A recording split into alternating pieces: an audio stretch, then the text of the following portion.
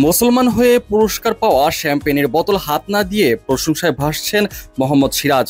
ঐতিহাসিক oval test ম্যাচে মাত্র 6 রানে ইংল্যান্ডকে হারিয়ে ভারত রচনা করে এক অবিস্মরণীয় অধ্যায়। আর এই জয়ের নায়ক ছিলেন ভারতীয় পেসার মোহাম্মদ সিরাজ। আর এই ম্যাচ শেষে England and Wales cricket board match সেরা ও সিরিজ সেরাদের হাতে তুলে দেয় ঐতিহ্যবাহী পুরস্কার শ্যাম্পেনের বোতল। তবে সিরাজ সেই উপহার গ্রহণে বিনয়ের সঙ্গে না বলেন, কারণ ধর্মীয় বিশ্বাস অনুযায়ী মদ্যপান কিংবা তা গ্রহণ করা থেকে বিরত থাকাই তার নীতি।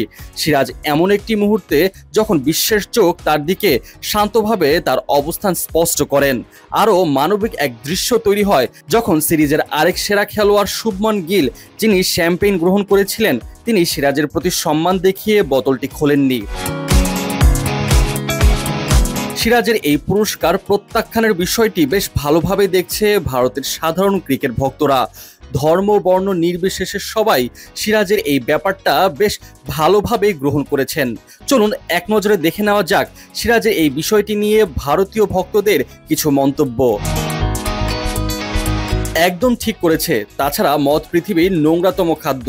মুসলমান সম্প্রদায় ধর্মপ্রাণ, এজন্য ওদের ভালো লাগে। আমাদের হিন্দুরা দেবদেবী নিয়ে আজে বাজে সিনেমা তৈরি করে। খুব ভালো খেলেছেন, নিজের ধর্ম মেনে চলেছেন সিরাজ।